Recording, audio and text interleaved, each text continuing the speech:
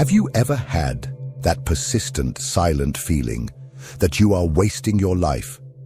No matter how hard you try to keep yourself busy, surrounded by people, goals, obligations, deep down, it feels like something essential is missing, as if you are merely existing, not truly living. Perhaps you have tried to explain this as anxiety.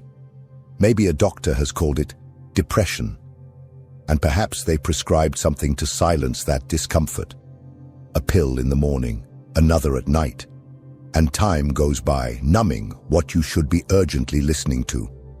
But what if I told you that this suffering is not a mistake?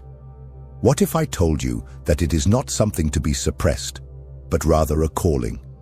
Carl Jung, one of the greatest names in depth psychology, believed that what we call mental disorder is often not a pathology. It is an attempt by the psyche to heal itself. A warning that your life, as it is, does not serve your soul. You may be living a routine that was imposed on you, a job that consumes you, relationships that drain your energy, dreams that aren't even yours. Meanwhile, your essence screams for freedom. But no one taught you to listen to that scream.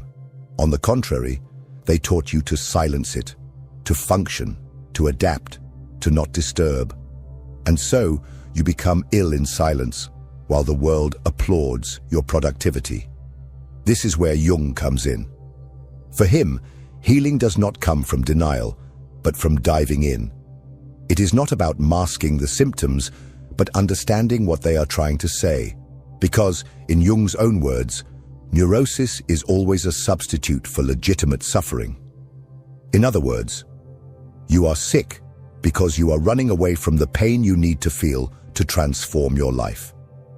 As long as you keep running, you will keep suffering. This video is not for those who want distraction. It is for those who are tired of pretending, for those who feel they are sinking, but still hold a spark of hope that there is a way. And there is. But it starts with a brutal decision. To stop running and start listening. Listening to yourself. Listening to the unconscious. Listening to the pain you tried to silence with medication, with addictions, with routines. If you have made it this far, you may have already realized that emptiness you feel is not weakness. It is the absence of yourself in your own life, and it is time to change that. You have been feeling sad for days, weeks, maybe months. You go to the doctor.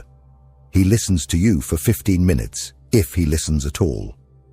You talk about insomnia, anxiety, the tightness in your chest that appears for no reason, about the constant feeling of being out of place, disconnected from your own existence. He nods, types a few words on the computer, and then comes the verdict. It's anxiety. Let's start with this medication. Done. In a few days or weeks, your pain has been reduced to a chemical imbalance, and what was an existential cry becomes a number on a prescription label. What no one tells you is that this type of treatment is not interested in your soul. It is interested in your functionality. The logic is simple. You need to keep working, consuming, producing, keeping the gears of the system turning. The medication allows you to endure the unbearable, and that's why it is offered as a definitive solution. But this solution, as Jung said, is a trap. Jung believed that most modern neuroses do not arise from an internal failure of the brain, but from the disconnection between the life we lead and the life we should be living. When you ignore your vocation, your most authentic impulses, your inner truths, the soul begins to sicken. And since it has no literal voice, it speaks through the body and mind. Anxiety, panic attacks, hopelessness. But instead of listening to it, we are trained to silence it, to neutralize any discomfort with chemicals, to return to normal as quickly as possible. But what is this normal? A job you hate but can't quit. Superficial relationships that serve to maintain appearances, empty goals, mechanical routines, and a